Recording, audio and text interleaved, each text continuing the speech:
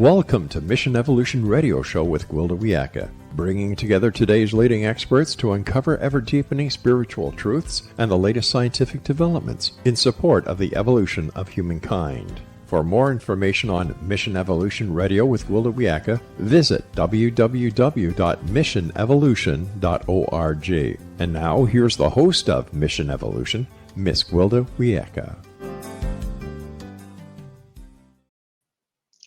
Previously, our identities were largely defined by factors such as gender, nationality, religion, marital status, finances, and age. However, times are changing. With populations becoming more diverse, our old identities, like ill-fitting shoes, may be hindering our process. Mission Evolution Radio TV show is coming to you around the world on the X Zone Broadcast Network, xzbn.net.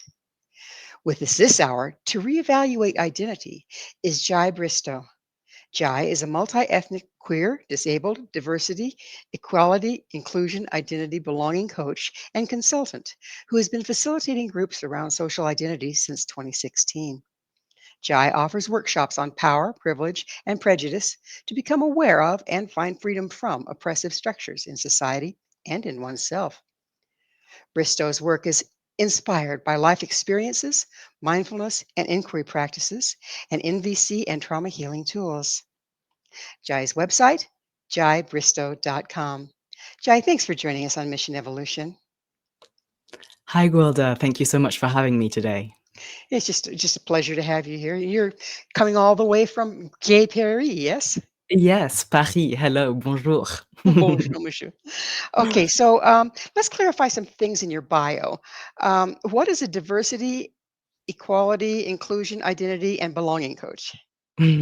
So I basically work with individuals, duos, and groups to help people understand their social identities and where they fit into the world, right? You talked a little bit about gender and race, sexual orientation, family structures. All those kind of things can leave imprints on us. And sometimes it can be difficult to navigate in a world where we're told that certain groups and people are superior or inferior based on that categorization. So I support people as they navigate all of that. And so that's what I do when I'm coaching. And as a consultant, I work with groups and organizations and companies to look at like the different power dynamics and how to create a more inclusive and adapted work environment or group environment to support everyone involved. That sounds like a tall order. So NVC and trauma healing tools, what are those? So NVC is nonviolent communication. Okay. It was originally designed by Marshall B. Rosenberg, and it's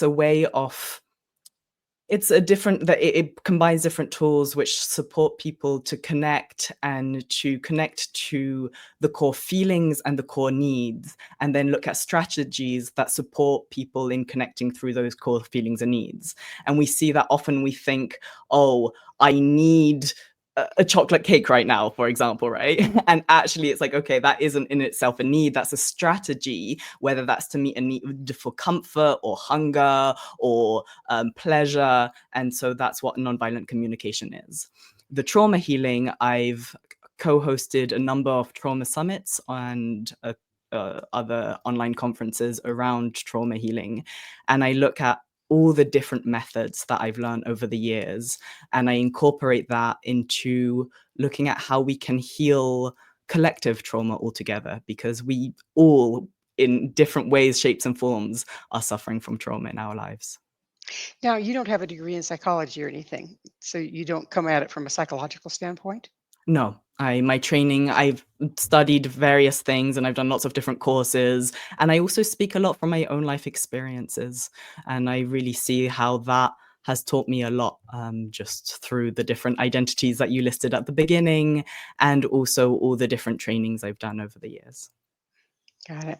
So what are the labels around why are the labels around social identity so important? So I think there's a different ways of looking at this, right? So one is just from a language perspective. It's a lot easier to say woman, for example, than to try and describe it. Just the same way it's easier to say I'm on a computer right now than to try and describe it. So we can use different labels just as shorthand to describe someone's identity, whether that's around their gender, their race, their sexual orientation, whether they're disabled or not, and all kinds of other factors. So that's one aspect. The other aspect is really about connecting with community. Because again, we live in a world which is very diverse, and there's a lot of different expressions and experiences and opinions out there. And we can sometimes feel quite isolated and alone when we have an experience that doesn't conform to what's considered the norm. And so if we know, for example, that we're trans, for example, then we find other people who have that shared experience, it can create a sense of belonging, a sense of community, which I think is really, really important. Would you mind defining trans for us? Yes. So when I'm talking about trans, I'm talking about being transgender, which means that your sense of self, your sense of gender, doesn't align with the one that was assigned to you at birth. So, for example, if you were told you're a woman but don't feel like a woman, or brought up as a man and don't feel like a man, that kind of thing is what transgender means. And that's what I Gotcha. refer to when I'm Okay. trans. So the norm seems to be changing. We say, try to fit in with the norm, but isn't the norm changing? And if so, how? So it depends what you mean exactly when you ask what the norm is changing, because I think there's still like very much dominant groups, right? So it's still considered normal to be, for example, cisgender, if we're talking about gender, which is the opposite of trans, which means when your gender identity does match with that which you were assigned with at birth. And so that's why people can feel sometimes different when their identities don't match what's considered normal. But I don't know if it's that the norm so much is changing, or if it's that collective consciousness is evolving and we're starting to recognize the beautiful richness and diversity of the human experience, rather than having a very limited view and often very binary view. And I'm not just talking about gender here, I'm talking about all different aspects of identity when I say this. Okay. Um, what are the limitations and problems with the identity labels? So again, I talked about descriptors, but sometimes labels can become very prescriptive. We think we know what that label means, and we forget to get curious. We forget to ask people, what does that mean to you? What does it mean to you to be a woman or a man? What does it mean to you to to do the role you do, so we have to be very careful not to assume that we know what something is and to put people in boxes, which is the other issue. We tend to hierarchize each other all the time and dehumanize each other by putting each other in very, very narrow boxes, and that can be very challenging and painful when those boxes don't match our experience. Or our desires. I know that I grew up in a time when being female was definitely a second class citizen, Exactly. and I had to push through all of that to do a lot of the things that I enjoy doing because they were traditionally male roles. Um, and so, of course, that leaves its scars, doesn't it? Having to, my brother was expected to be better than I was, and I think the pressure of that about took him out. So, it's just, I don't think it serves anyone. And yet, 50% of the population or better is female. So it's not a minority. Absolutely. And I think that's such a great example because, as you said, that pressure and the comparison between the two of you actually took its toll on both of you, right? Because you were being told that you were limited in what you could achieve because of your gender. And he was being told he had to achieve better than you because of his gender. So there's all these expectations and these roles and this pressure that we put on people. And that's what I mean by the restrictive boxes. It can feel very like alienating. And why am I being told that this is what I should quote unquote do, and how I should behave and how I should feel, and all these shoulds and expectations can become very wearisome and very tiring. Do you find that when people try to step out of the boxes, they have to perform way better than the ones that aren't in the box to start out with? Absolutely. I think that people who belong to any kind of marginalized group or like minority often are expected to represent and to do better than people who are in the dominant group.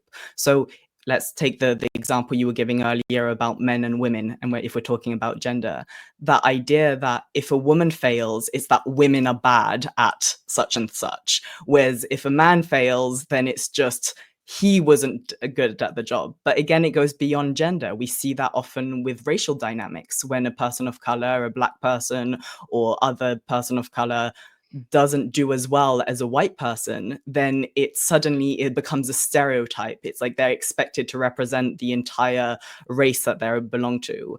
And we see that with disability. We see it with all kinds of different dynamics. And so absolutely. You speak of oppressive structures in society, and we've been talking about some of them. Would you name a few more?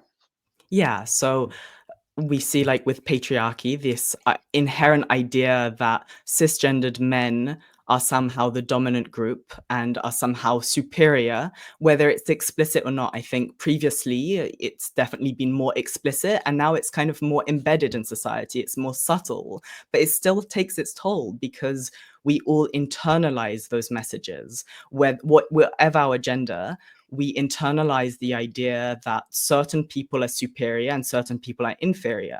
And if we're part of the group which is considered superior, we internalize that just as much as if we're part of the group that's considered inferior. So whether we're talking about patriarchy or white supremacy or, ableism, there's all these different words which can sometimes feel scary to people because these words have been associated with people feeling attacked for who they are. And so I think it's really important to remind people that none of us choose our social identities. We don't choose our gender, regardless of what that is. We don't choose our racial background, regardless of what that is. We don't choose our sexual orientation. These are just parts of who we are and make up a big part of our experience as we move through the world. And I think that that's really beautiful, that there is so much diversity across all of these. And what's really challenging is the fact that those experiences and those identities are hierarchized, and that people are considered better than or lesser than simply because of who they are, which is not part of their choice. If we look at the other side of it, though, the people that are considered better than, Mhm. doesn't that kind of put a low bar and they don't have to become all that they can be because they feel like they've already arrived? That's a really interesting way of looking at it. And I think it's possibly that can happen, right? Like I know in the US at the moment, there's a big thing around DEI hiring, for example. But then, and it's interesting because when we look at that, it's often the messaging is we want to hire the best, and people don't understand that sometimes the best is giving opportunities to other people who are the best but wouldn't get the opportunities because of inherent bias and the internalization of those messages. So I don't know if it means that people make less of an effort, but probably. And Sometimes, yeah. Well, yeah, and I don't know if people are aware of that necessarily either. we're going to have to take a station break. Jai and I will return very shortly, so don't you go away. This is Mission Evolution, www.missionevolution.org. Could we be our own oppressors? With us this hour discussing possible oppressive structures in society and within ourselves is Jaï Bristow. Jai's website, jaibristow.com. We've been talking up until now about different systems or ways of looking at things that oppress people, inadvertently or advertently. However, what about the oppressor from within? We aren't told that we don't have to buy into this, do we? I mean, Well, that's the thing. We're all so conditioned by these messages that a lot of the time we don't even realize that we're the ones keeping ourselves trapped, that we're the ones keeping ourselves in boxes, right? And so there's different words for this, whether we talk about the inner critic or the judgmental voices in our head, or, I've also heard of it referred to as superego, or in Buddhist tradition as Mara. But all of this is pointing to the same thing, that because of the messaging we receive throughout our lives, we can be very judgmental, and we can turn that inwards towards ourselves and or outwards towards others. And we see that we're keeping the loop in play, right? So all these messages we were talking, whether we're talking about gender or race or other things, that we keep ourselves trapped often in a very limited possibility. And which reminds me of the question you asked previously about people from the dominant culture. Are they limiting themselves from, doing as much or trying as hard, perhaps? And there's all these different ways that we, actually end up harming ourselves without even realizing it, which is why it's so important to be able to have these conversations in order to raise awareness, because that's how we can shift patterns and break unhealthy habits and do something different and new and begin to heal together instead of harm each other. I know that one of the things, again, if we talk about gender, we talk about being female. I've known a lot of women that, they're really angry because they were in a situation like mine where the boy got the car, and even though he was younger, and et cetera, et cetera, et cetera. But they're come on, they're in their 50s now, okay, and they're still angry, but yet they don't seem to know it. Is this part of what you're talking about? Absolutely. So I think this is what I'm referring to when I talk about collective trauma, right? And the way trauma works is that an incident happens in our life which is painful and it hurts us. And there is no way of avoiding hurt in life, whether it's emotional or physical hurt, pain happens and that's normal. But what happens with trauma is that there's an incident that hurts us, and then there's not the holding environment for our nervous system to reset. And then it kind of gets frozen in time. So it makes sense that if we don't get the opportunity to become aware and express that and begin to heal that trauma, then those patterns will get caught in us. And if we've never had the opportunity to express anger or the unfairness or all kinds of other frozen emotions, that's going to continue to become a huge part of us and is going to get activated and triggered every time that situation seems to repeat itself. And then we inevitably cast people in our lives who play the right roles for our patterns. So we constantly feel like it's the same routine. And then we end up with people in our lives who make us feel like we did back then. And in some way, it's an opportunity to break that pattern, but we can't do that until we become aware of that. So that sounds again like we're getting into psychiatric work and counseling work.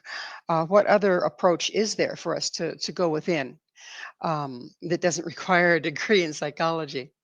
Like I said, I've hosted a number of trauma summits online, and there's so many free resources that offer so many different tools. And psychology and psychiatry are definitely some options that are supportive, but there's also a lot of other ones, right? Whether it's mindfulness work, or I mentioned nonviolent communication, or whether it's sensing practices, or all kinds of different, or coaching, sitting with someone and just taking the time to go inwards and have a holding environment that our nervous system can allow the feelings to arrive, and then have the cycle complete and reset. And then we can let go of these parts that we've been holding on to for so long, and enable us to start to heal and move forward from that. So hanging on to those, like hanging on to the anger that I spoke of earlier, actually takes us out of who we are, doesn't it? Absolutely.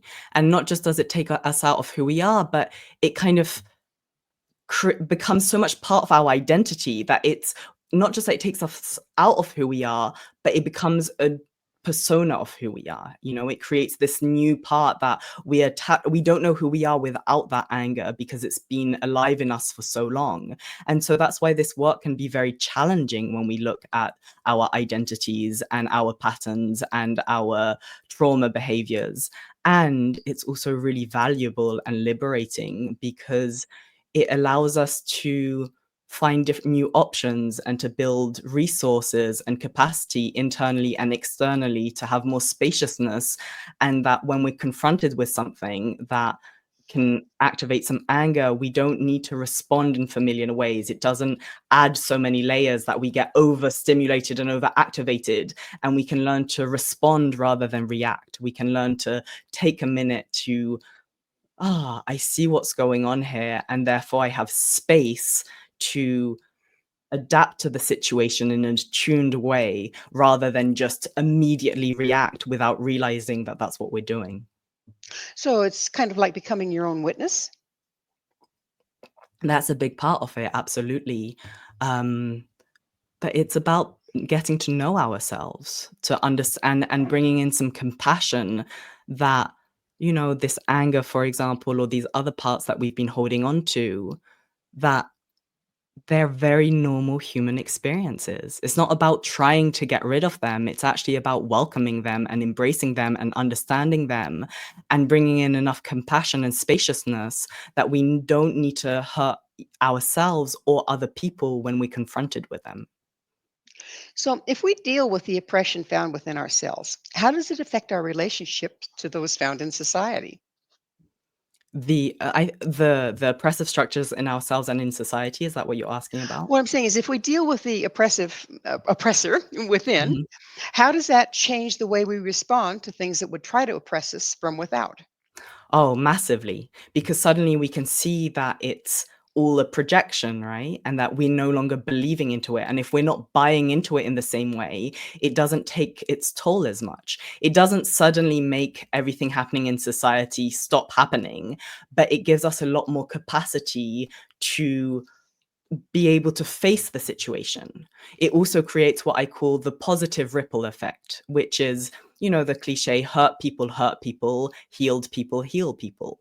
If we're able to do our work to look at the oppressor within and find freedom from that oppressor within, then it allows us to support people doing that work around us. And I know that as I've been doing this work over the years, that so much has changed within me, but also I see it in all my social circles and networks that people are also impacted, and then they're able to have these difficult conversations with people around them. And, you know, I'm fortunate that my grandparents are still alive, and they come from a very different culture and class and era than me.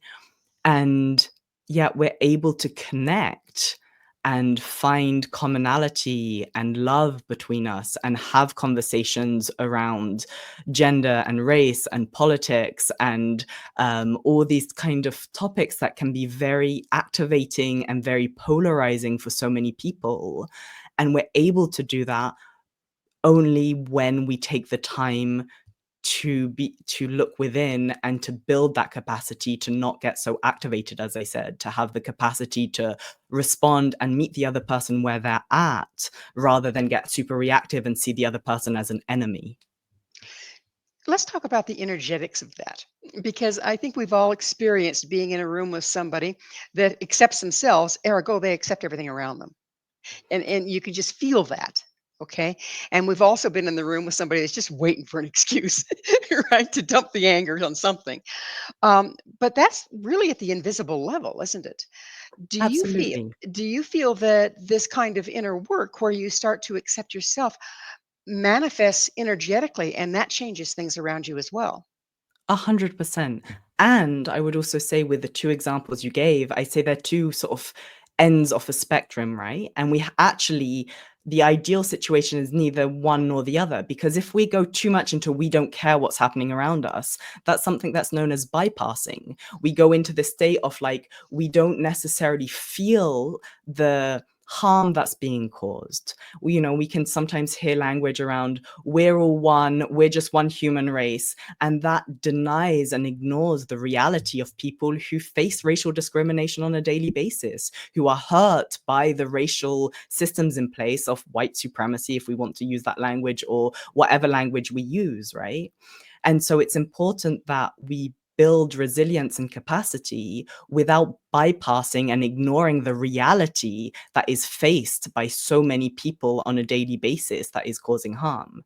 Equally, if we're in that other state where you say, we're just waiting for something to happen, that is often a trauma response. And that takes its toll and is exhausting for us and for everyone around us. And again, creates more friction, more conflict, more division, more polarization.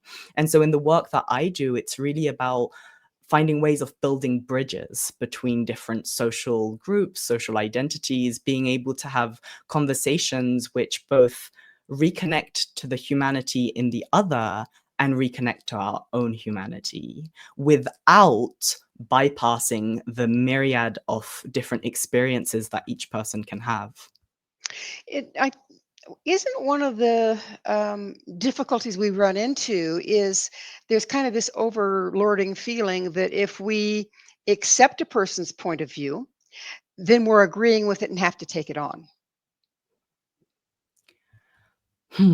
So it depends again what often happens and what can be at the cause of a lot of conflicts around these topics is that people mix up points of view or perspective or opinions with lived experience. And so it's really important to distinguish when we're talking about an opinion and when we're talking about a lived experience. I think it's okay to have different opinions about things. Maybe I prefer the color red and you prefer the color blue, for example. Those are preferences, those are opinions. You think the color blue is the best color, I think the color red is the best color, right? And then it's okay that we can have differing opinions. It's actually interesting. Oh, why do you love the color blue? What does it remind you of? Why do you think it's the best color? Oh, why do I like the color red? And then we might be able to see it from the other person's perspective, and maybe that will change us, or maybe it won't, and we'll just appreciate that we have different opinions, different preferences, different perspectives. However, Go ahead. I was just going to say, when we're talking about lived experience, it's very different. If I'm saying, oh, I faced racial discrimination as a brown person, and you tell me, I don't think so, I don't believe that racism exists, for example, then that's not a difference of opinion. That's really harmful. It's a bit like what you were talking about with gender, with you and your brother growing up, right? If people ignore that difference of lived experience, it's hurtful because you know it to be true in your bones, even if sometimes it's hard to prove, for example. So being able to stay in the center of who you are sounds like a heck of a challenge in our society. Yeah. So we are going to have to take another commercial break. Jaï and I will be right back to continue our discussion. So please stay right there. This is Mission Evolution, www.missionevolution.org, and we're coming to you through the X-Zone Broadcast Network, xzbn.net. Do you find it difficult to stay current on what's politically correct? This is Mission Evolution, missionevolution.org. With us discussing identity is Jaï Bristow. His website, jaïbristow.com. So, Jaï, we were going into the restrictiveness of identities, even when we don't know it. But do you see identity labels found in society changing at this point? Absolutely. So the labels themselves might be changing, but the actual identities, I think, have always existed. So we've talked quite a bit about gender today, and we've talked a bit about, being a man versus being a woman, for example. And more, we're seeing people who don't fall into that binary. And I myself am one of those people. And it's really interesting how that people think that that's a very modern trend, whereas actually going beyond this gender binary has existed since across cultures and centuries far back into history, right? And that's true again when we have conversations about race. We're always talking about black and white, and there's so many of us are multiracial or just have a race that isn't black or white, Asian people, for example. I'm part black, part white, part Asian myself. So again, I've often been confronted with these binaries, or we think of someone who is disabled as someone in a wheelchair permanently, when so many of us have chronic illnesses which are considered invisible disabilities because we are impacted in our day-to-day, and yet it's not noticed by other people. And so with all these different factors, I think the language is evolving and changing to be able to name these different experiences, to be able to connect with each other, especially as the digital era continues to progress, and people are able to communicate with people from around the world and be like, oh, what you're describing matches my experience. I didn't know it had a name, for example. So the language is definitely evolving, but the experiences themselves, I think, have always been around. I would agree with you. I was trained by a Lakota elder, and he spoke of the gay people being very much revered for generations with his people. And so, obviously, it's been around a long time and has been treated differently by different cultures. Where some Absolutely. cultures are very open with it, and other cultures are like, "Oh, don't get that on me," kind of thing. So, what's the collective trauma that you mentioned? So we've talked about it a little bit, this idea, like whether it's around gender or race, the ways that we all internalize that messaging and that kind of inner oppressor, which can contribute to the collective trauma. But another way that I like to describe it is anyone who's done any trauma healing work, we know that a lot of our trauma starts in childhood, right? But if we look at the reasons that trauma has happened, often it's intergenerational. And if we zoom out even more, we see that often it's systemic. A lot of the trauma comes from, like you talked about, like gender dynamics or and around, women being told that they are very limited in what they're allowed, quote unquote, to do or be. And that's going to take its toll and have an impact. And then they're going to pass that down to their children, and then before we know it, we have generations and generations of people who have this trauma, whether it's around gender or race or all these other social identities that have been named today. There's another factor that's really starting to come to the fore, and that's epigenetics and DNA. There's increasing evidence, from what I've heard from some of my very, very expert guests, that these traumas are passed down through the DNA as well as just nature nurture kind of thing. Um, have you heard of that? And what's your take on that? Absolutely. And I think again, it's multifaceted, right? I've also heard about this, the DNA when we look at intergenerational trauma.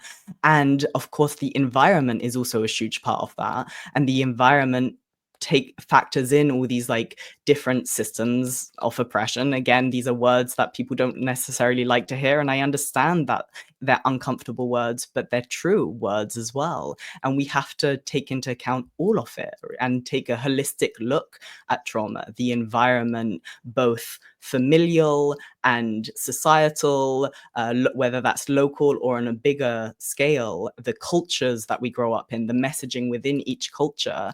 And then we can also look at the DNA. And then we also look at the personal, because we still all have our personal experiences and reactions. And we see that siblings might have, you know, patterns in common, but will also have their own unique experiences. I think that what I've seen is growing up multicultural, like traveling a lot, like if you're in the military as a child, or your folks are in the military, can really broaden your horizons. I grew up in Saudi Arabia, and of course, you talk about a redheaded female. That's not a good place for you. Okay. Um, but if you're in a society and you're starting to learn what their norms are and how not to push the buttons within that society, how to stay within that little box, doesn't that eventually broaden your horizons as to how you view your own? Very possibly. I'm someone I grew up, I traveled a lot as a child with my family, and my family also had a meditation center where we received people from all around the world. Mm. And that immediately helped me become aware that there is not just one way of being human, right? That people look and sound and experience all kinds of different experiences and ways of being. And I remember I was maybe 6 and I was in India on a train, and someone who had, one limb left and was dragging themselves across the train floor and had like a plate in their mouth, asking for money. And it was a shock to me because I hadn't experienced or seen that. And we tend to live in echo chambers where the people around us have very similar experiences to us because we all grow up in the same environment. And then when we have the ability to, experience different cultures, different environment, to talk to people who have different experiences, that definitely opens our mind. And we see that the human experience is far more complex and interesting and rich and diverse than we might imagine if we don't have the opportunity to step outside of our immediate culture. Well, here's the other side of that coin. As we've experienced with all the immigration and this sort of thing, and a world in drama, sometimes you take, one religion, one ethnic group, and dump them into the area of another one's, and things don't go well. It actually divides people more than it brings them together. What's your take on that? Well, once again, I'm a big believer in building bridges and communicating. And I think it requires from everyone involved to understand that there is that difference, and that difference isn't necessarily a bad thing. Quite the opposite. It's an opportunity for us to learn from each other and grow and evolve. It's okay to have differences in opinions, differences in experiences. What's not okay is when we are convinced that who we are and how we see the world and our opinions are the only way, or the right way, or the better way, and then that can create a lot of friction. But I have friends and people in my life from all different backgrounds, all different religions, all different cultures and ethnicities, all different genders, and it works when people are approach situations with curiosity as opposed to defensiveness. And defensiveness comes from the pain body, though, doesn't it? The damage. Absolutely. Yeah, yeah. Which So again brings me back to what I was saying earlier, the importance of doing the work on ourselves and doing the trauma healing and becoming aware of our patterns and the pain that's been caused. And so that we understand where that defensiveness comes from, so that we gain autonomy to make different choices. So that when we're faced with these situations, we don't go onto autopilot, but we actually regain our free will and are able to do things differently in a way that's not just perpetuating these harmful cycles, but actually breaking those cycles. do you think that as we can use our triggers as a guide, if you will. So if I'm in a situation and all of a sudden somebody just triggers the daylights out of me, if I stop, take a deep breath, and go, where did that come from? Okay, looking within versus looking without and projecting the trauma that I feel within. Do you think that we can use it as a medicine, if you will?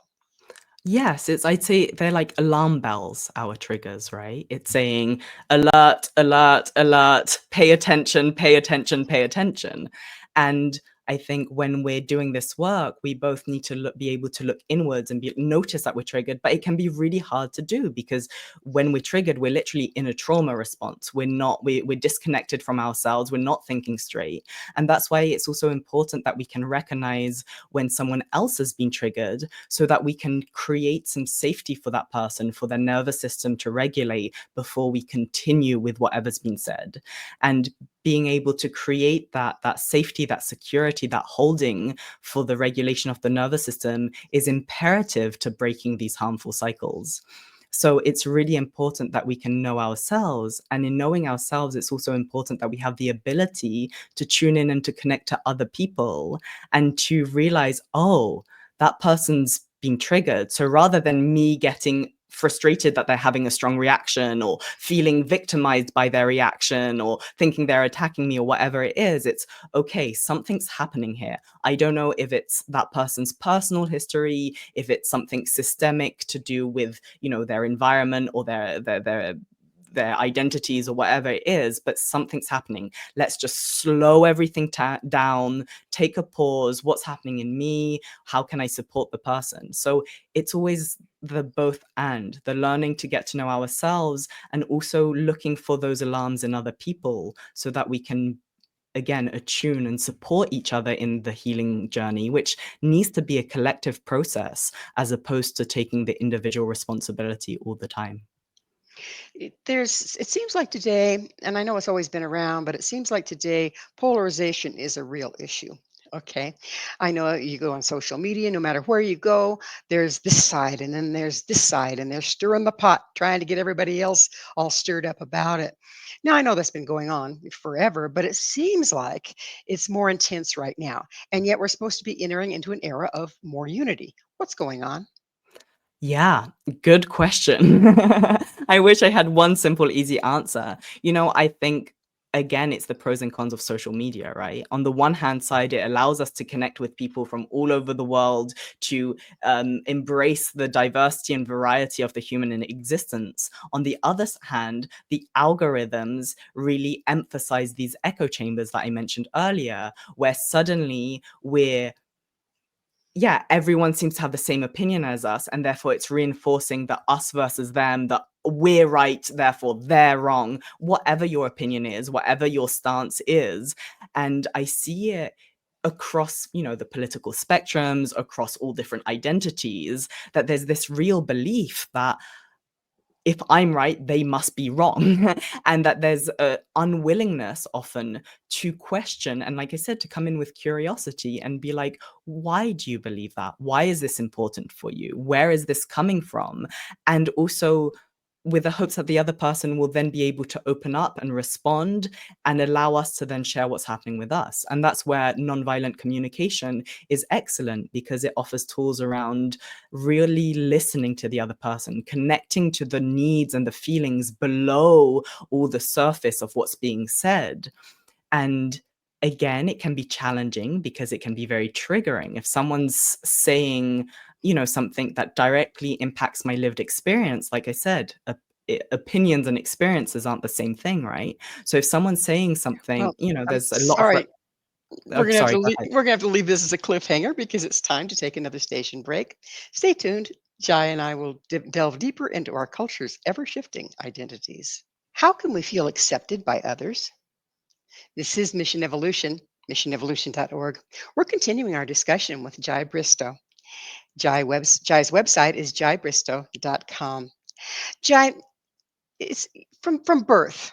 It seems like life or death situation to be accepted.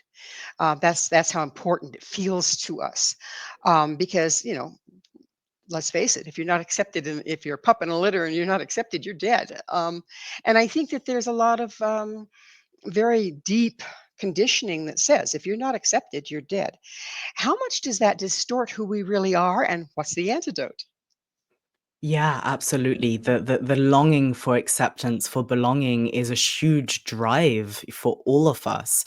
And it can be really painful when we've been rejected. Many of us have experienced some form of rejection, whether that's bullying at school or being rejected in a relationship. And it really, really hurts. And it hurts on a deep, deep wound.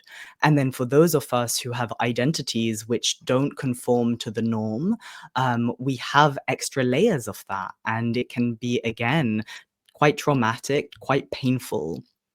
And so even though it's a little cliche to say, there is a big part of it is learning to accept ourselves. And that is a huge journey, of course, because if we've internalized the messaging that there's something quote unquote wrong with us for simply who we are, whether that's to do with our sexual orientation or gender or anything else, that's going to be difficult to overcome when the messaging is continuing in society. And this is where community is such an important part of this healing journey. When we can connect with other people with shared experiences, it really helps us feel that sense of belonging and acceptance, that who I am is not inherently fundamentally wrong. It's just different than the norm. So community care is a big part of it. Doing the tools to look within and to accept who we are is a big part of it. And it's something that's easy to say, but of course isn't necessarily that simple to do. It takes time, it takes work, but it's a really important part of the journey. And, sometimes it's okay that we don't belong in the mainstream, that we can find our people, our groups where we do feel that belonging and that acceptance. On the other side, I'm going to be the devil's advocate here, but doesn't collecting in a group with an agreed upon reality, agreed upon this is okay, which is fine. But if you collect there and don't integrate with the rest of society, you just stay in your safe place. Doesn't that add to the problem of the polarization? So I teach a lot about mirrors and windows, which is based on the work by Rudine Sims Bishop. And it's the concept that we all need mirrors, which are reflections of our own experience, and windows into the experience of other people. We need the mirrors in order to feel that sense of belonging and acceptance, in order to, heal and have our nervous system relax and feel that kind of love and that desire to expand. And then we need the windows in order to learn and grow and evolve and understand that the world isn't just this echo chamber. So once again, it's a very non-binary way of looking at it. And it's the both and. There isn't just, if we go only connect with people who have the same lived experiences as us, then it creates those echo chambers. It creates the us versus them mentality. It creates the division, the polarization. But if we're constantly feeling like the odd one out and only being exposed to people and experiences that don't match our own lived experiences, then that's going to be very painful as well. So we really, really need both. I can see where that would be the case.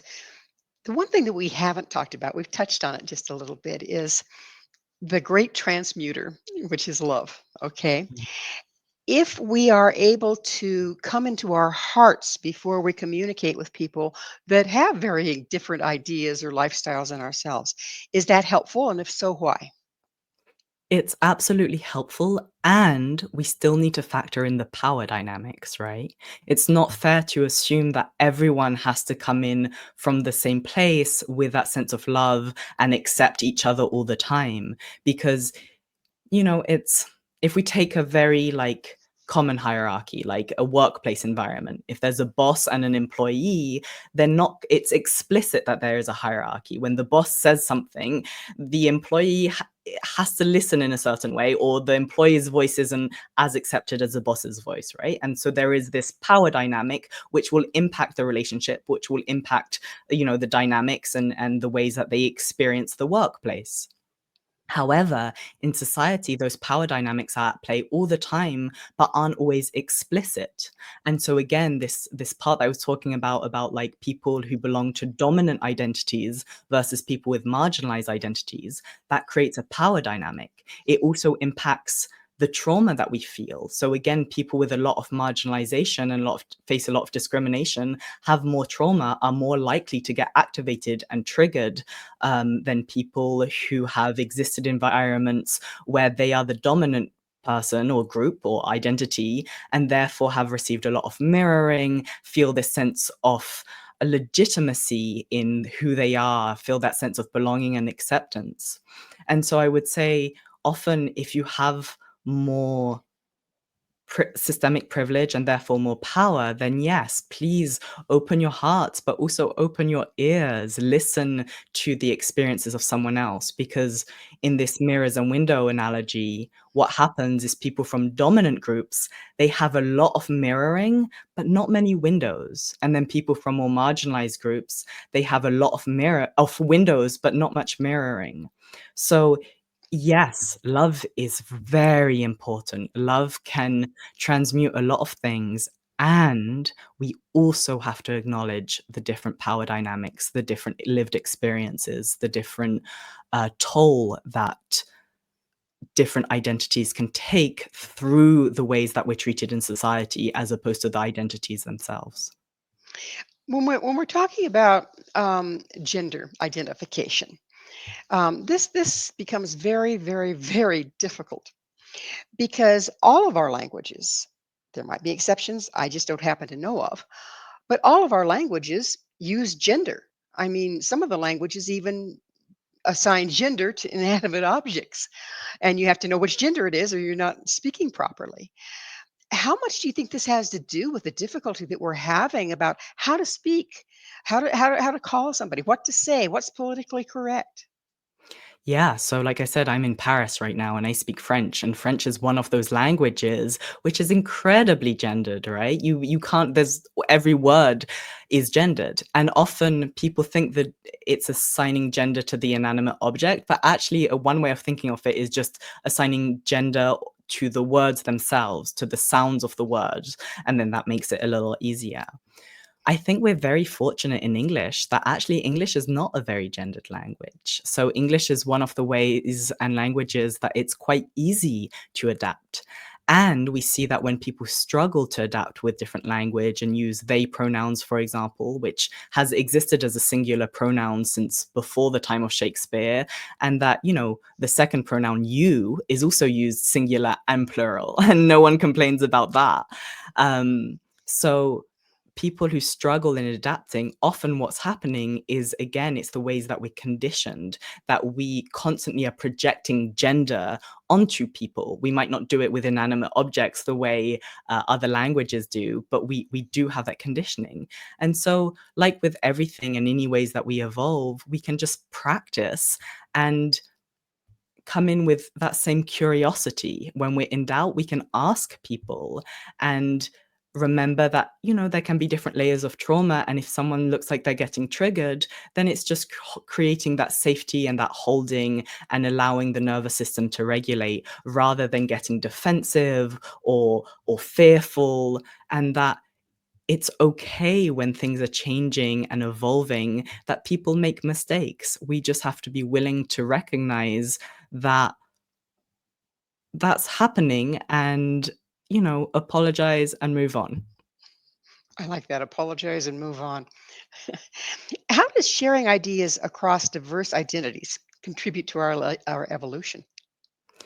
Oof. So if we think of an ecosystem, right, it's the diversity that allows for the evolution. And if we were all to think exactly the same, this whole conversation would be quite boring if we were just completely saying the same thing. And if every guest you had on always said the same thing, it's boring. We expand our minds, our consciousness, we evolve our ideas by communicating with people who have different opinions, who have different lived experiences. That's why, I was talking earlier, it's fascinating, if coming back to something very simple and hopefully, quite easy for people to connect to, like having a different favorite color, right?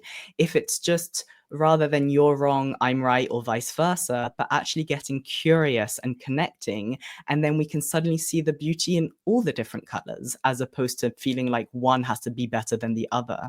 There is no one way of living or one type of experience that is better than another. It's just different. And I think that that's quite beautiful and really important for us to connect to and recognize and embrace, as opposed to be afraid of and reject and contract. Well, we're getting close to the end of the show, and no show can go by without my asking, Jai, what is your mission? My mission is to support people in their journeys of liberation from, oppression within and without, but mostly it's about reconnecting to one's own humanity and that of others, because I really feel we're in a time where we're more focused on dehumanizing than rehumanizing. So that's my mission, I'd say. That's a beautiful mission. Do you find that as you're doing that, your viewpoints expand and change, and who you are expands and changes? Absolutely. That's one of what I most love about my work, whether I'm coaching a client or leading a course and listening to the questions or dialoguing with the people around me. I get to experience those different windows as well as those mirrors, right? I get to be challenged. I get to learn and grow and evolve. And it's exciting. I'm someone I love, whether it's reading or talking to people and seeing how different people's brains work, how different people perceive the world and experience life. And I really, really love that aspect of my work. And have you found your mission evolving as a result of that? I think the mission itself remains the same, of, you know, supporting people on their journeys and supporting myself on my journey of liberation. And then the different, sometimes my opinions do change. Like, I think my inherent core values don't. Those are pretty steadfast, but my opinions or the strategies or some of the ways I think about certain things definitely evolve. Well, unfortunately, Jai, the time has come that we're out of time. Thank you so much for coming on the show and sharing your perspective. Thank you so much for having me. It's been my pleasure. Our guest this hour has been Jaï Bristow. Jaï is a diversity, equality, inclusion, identity, and belonging coach and consultant. To find out more about Jaï, all they have to offer, visit jaibristow.com. This has been Mission Evolution with Gwilda Wiyaka. For more information or to enjoy past archived episodes, you can always visit our website, www.missionevolution.org. But please be sure to join me right here next time. This mission will continue, bringing information, resources, and support to our rapidly evolving world.